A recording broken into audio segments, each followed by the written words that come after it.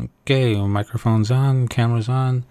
Hello, welcome back to the channel. And today we're going to move forward in time and talk about Lake Mead, which I didn't really put in the title because I thought, well, not to get too extravagant, although it's been well past the statute of limitations in terms of us frolicking around in the desert, taking advantage of a great location. But so we're going to talk about it. We're actually going to talk about the first trip, possibly the second. This is going back to 2002.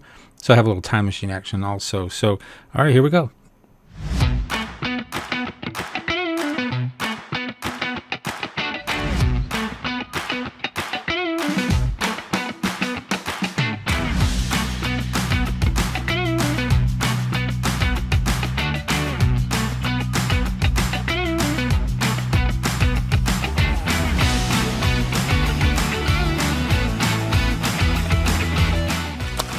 Woo! Somebody help! I'm stuck in quicksand! You broke it! I didn't break it, you You broke it! broke it! We need to make this real. We need people to believe this. Why did you do this? Not a good idea. You want to see me get messier? Is there a friendly park ranger somewhere? Hello? Shit, what did we get ourselves into? This is so ridiculous.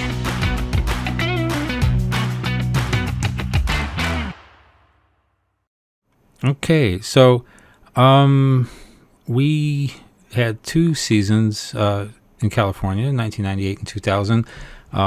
Duncan Edwards ran out in 1999 and 2001, and also in 2003. You see a pattern there.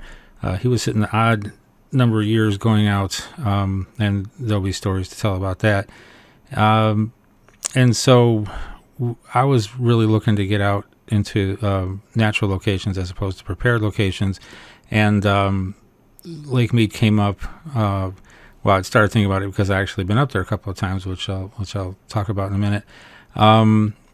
So we were really focused on in 2002 Lake Mead and also the Chester area in Illinois, where Chuck Lang was hanging out, and we made it to both places. 4 trips up to Lake Mead altogether that year, and also one trip that was like a dual thing. We had two crews come and go during 1 week in Illinois. So, but that's for another day.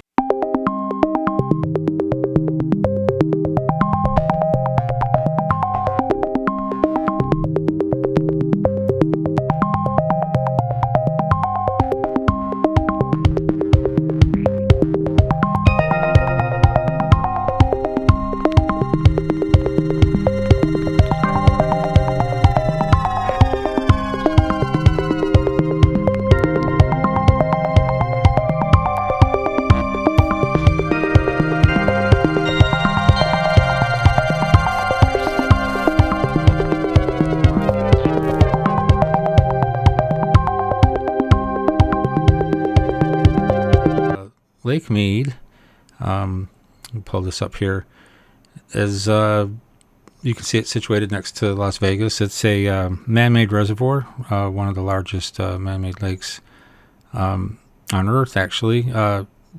Grand Canyon, the Colorado River drains into the eastern part of it there, coming out of the Grand Canyon. On the other northeastern side of the Grand Canyon is Lake Powell, which is created by the Glen Canyon Dam, also very large. And both lakes will produce interesting spots, I think, regardless of the water levels. Although one of the stories of Lake Mead is tremendous change in what they call water elevation.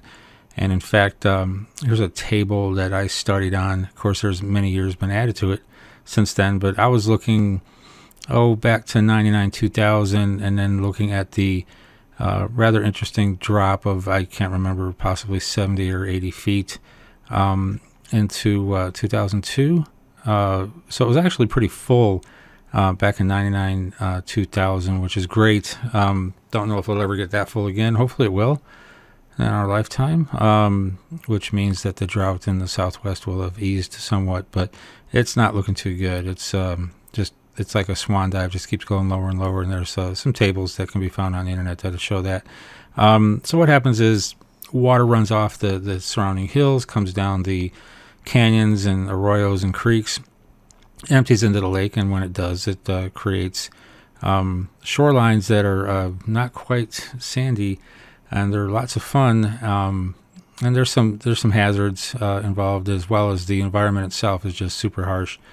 So again, here's the lake, and then we're going to look at the Overton Arm portion of it, the part that sticks up to the due north, and that ends up in what they call the Moapa Valley, town called Overton, and that's actually on Indian reservations. The Moapa Indians are up there. Did not meet any. We spent the first trip. We spent a couple nights there. At a Best Western or something, and we kind of altered our travel and lodging arrangements as the season progressed. But nice folks, nice little town. There was also when the water receded even further after 2002, an old ghost town called St. Thomas reappeared, and you can find pictures of that out there on the internet. One of the first pictures here, let's just skip to it. I made 3 total reconnaissance trips before we actually tried shooting. I think they were spaced 1 year apart. The first time I went up was with a gentleman named John. He was actually the guy that called attention to Lake Mead at the not the Echo Bay, the Overton Marina had a store attached to it, and they were selling T-shirts. Welcome to Lake Mead, enjoy the mud. And I think he heard about that, or just it got his attention. He went up there. He was a wave runner guy, and so we met up there. And I rented a wave runner, I think, out of Overton Marina, while it was still there, and we went zooming around. The water was really high at that point, and you could go miles back up around the one point there into the other creek, the Virgin River, and you could just go and go and go, and then eventually you hit this tamarisk plants. Anyways, they were always a drag whenever you ran into them, whether they were in the water or you were trying to walk through them. They were just there was some tough stuff. And they seemed to grow in the washes quite a bit, so I guess they needed some moisture. So we just went zooming around, didn't really see a whole lot, and then I was just keeping an eye on the water levels, and they did drop.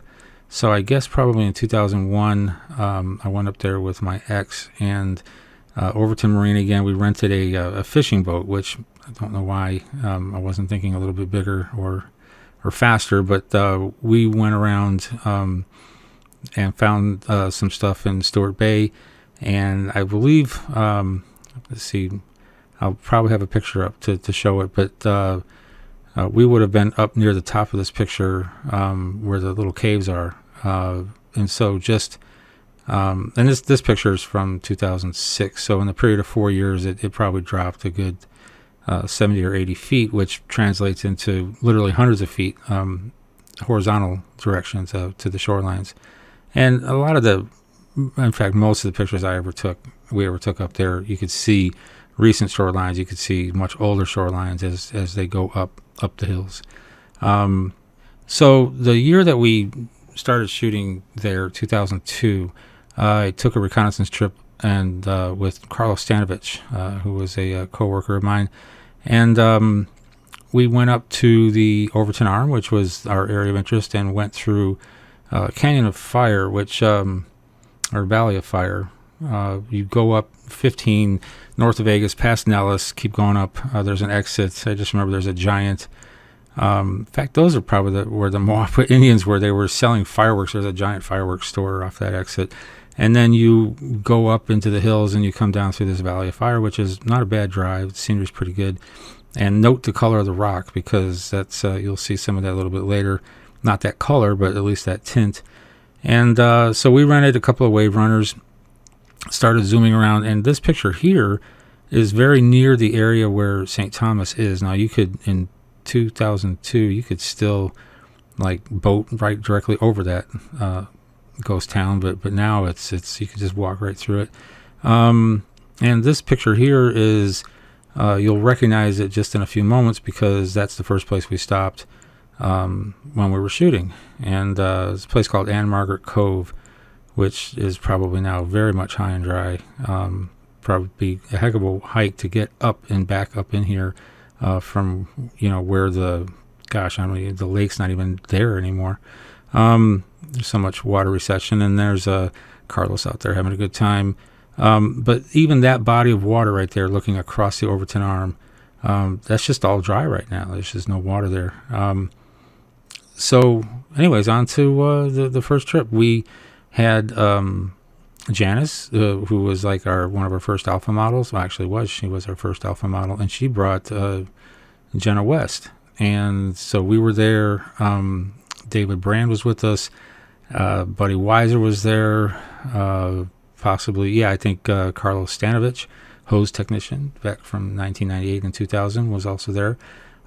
So we had a pretty decent sized crew, and we rented this deck boat, and which was actually a pretty good shooting platform. It had a cover, which is important because some of the other pictures that you'll see from the same season when we rented ski boats, they didn't have tops on them, and that got to be pretty brutal out there in those conditions. And then we went to this place called Fire Cove, I believe, and shot more scenes. And you can see just the abundance of mud that was there. It just went on and on and on. Although the problem, one of the hazards was freshwater clams, and those shells have very sharp edges. And Carlos took himself out because he cut he put a pretty big slice in his big toe. So he was back to the boat, and Buddy Weiser and I and David Brand went out, shot a couple of scenes back up in this area, and then went around the corner. I don't know if this was at Stewart Bay, but we just one last scene at the end of the day before we had to return the boat. Jenna jumped off and walked up onto this beach and just shot this wonderful looking scene. The light was starting to get good, and so then we were back to the hotel that night, and here's me climbing back up into the boat. I mean, it doesn't matter whether there was water or not. There was just mud everywhere. So I was having to exert myself there because there was just no solid footing anywhere. But that night, I was talking to David Brand, and I just said, I just thought, we've got these Pelican cases. They're watertight. And I said, we got to get off the boat. We're just not getting the shots that we should be getting. And so the next day we went out, and we were going to have a more of a full day, just more familiar with everything. And we just bypassed Ann Margaret Cove and went back up into Fire Cove. There was Fire and Salt in Stewart Bay. They're not marked on maps sometimes as well as they used to be, but those are the names that I remember. And they just went back towards the hills from wherever the opening was, out at the lake, and you could get into some pretty secluded areas without too much effort. In fact, some of these, that black top on these rocks, there's like a kind of a ridge of mineral, harder rock that creates a feature that is pretty noticeable. So you could probably work these out exactly where they were. But it was all in that Stewart Bay area, and you could see the color, the tint in the mud. It was coming down from the hills. And so we shot, 4 or 5 more scenes, almost all of them doubles, I guess, that second day. And so there you can see, the camera cases out of the boat and us out of the boat, and getting much better pictures. We could get close. The angles changed, and it was just a lesson learned that, luckily it was just, kind of a half of a day of shooting before we realized that, we need to get closer. And it was kind of a relief too, because it was just so hot up there all the time. There was 2004 we shot, pretty late in the season, and actually the following week the temperatures went down into the mid 60s, and that would have been a mess. So we just cut it pretty close there, but got away with it. But being out on the lake, it was always hot, and then whether you be on a boat or a wave runner, you hit these patches of like superheated air out there in the middle of the lake, and you feel like you're just standing in front of a giant hairdryer. And then Overton wasn't so bad, but Echo Bay, and I'll talk about that because we started using it in subsequent shoots. The temperature would just go from hot to ridiculous as soon as you got into the bay or into an enclosed area, and you got the heat from the actual ground coming at you, and it would just go from like 105 to about 118, and just a couple hundred yards, and it was that sounds super terrible, but it really is just. It's just hot. It's like hairdryer hot. There's no humidity there.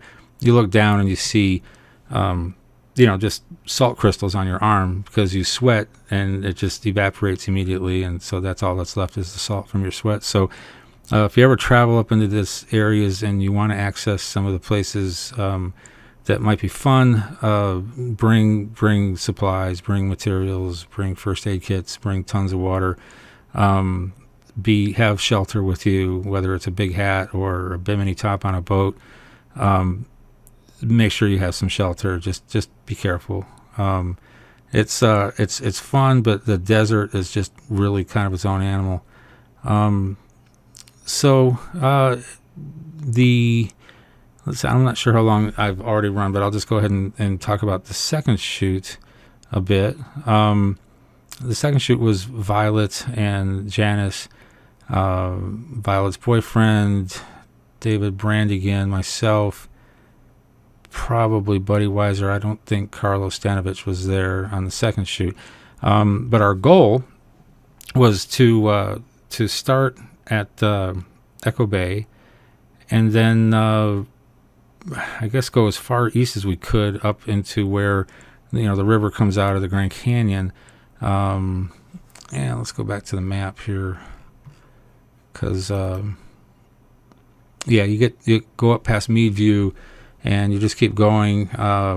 You see there the Nevada-Arizona border symbol with a body of water, which isn't there now. But that was our target area. We did get up there. It wasn't terribly successful.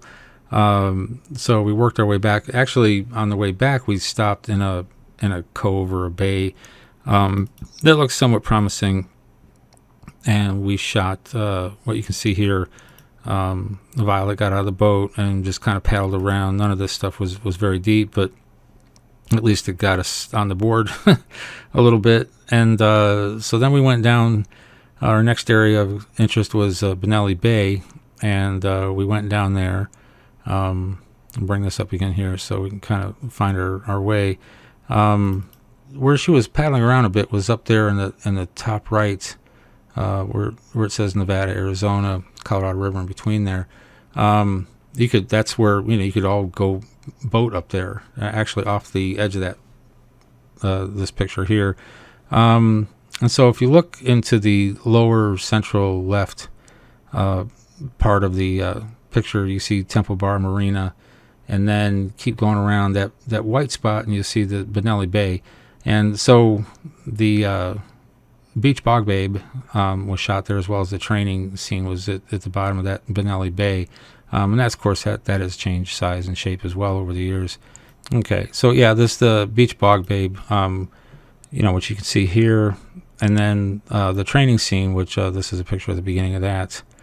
And then we spent the night at Temple Bar, which, that's at the end of I'm not kidding, a 35-mile dead-end road. Drive 35 miles, the road ends. There's nowhere else to go except 35 miles back to highways, either 693 or something like that. So very desolate, very just odd. Although, desert people, you talk to people that work at the store, people that you run into, there's like a mobile home park there and so on. And they're nice and everything, but boy, they don't get a lot of people through there. It's a very closed off part of the planet. But anyway, so we spent the night there knowing that we were going to turn the ski boat to Echo Bay at the end of the second day. So we started exploring the I guess it's gypsum. There's a lot of white mineral in the soil, and we stopped at a place that dead ended into one of these areas that you could take the boat.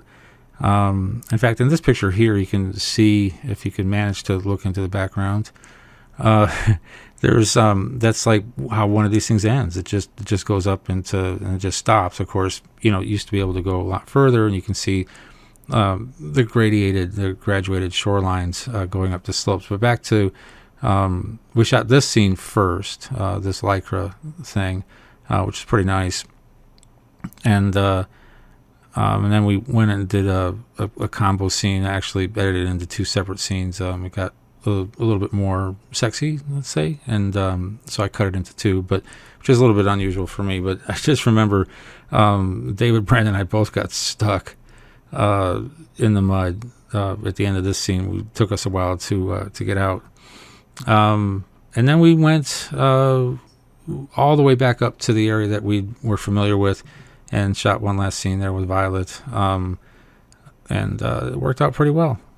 So these were long, tiring days. You just I can't describe the sensation of dehydration, how severe it can get, and you just keep going. We went through a lot of Gatorade. We had snacks. We took care of everybody as we always try to do, and came away with some good scenes. So that was it. That was our first couple of trips up there to Lake Mead, and there were many more to come. It's always a great thing to approach sites by water. I'm a natural with boating. Always seems to have done fairly well with that. So it was a good fit. It was a good fit for what we could do, where we were, what was available to us, and we tried to take advantage of that in a way that was as entertaining as possible. So if you have any questions about any of this, add them to the comments below, and we'll see you on the next video. Thank you.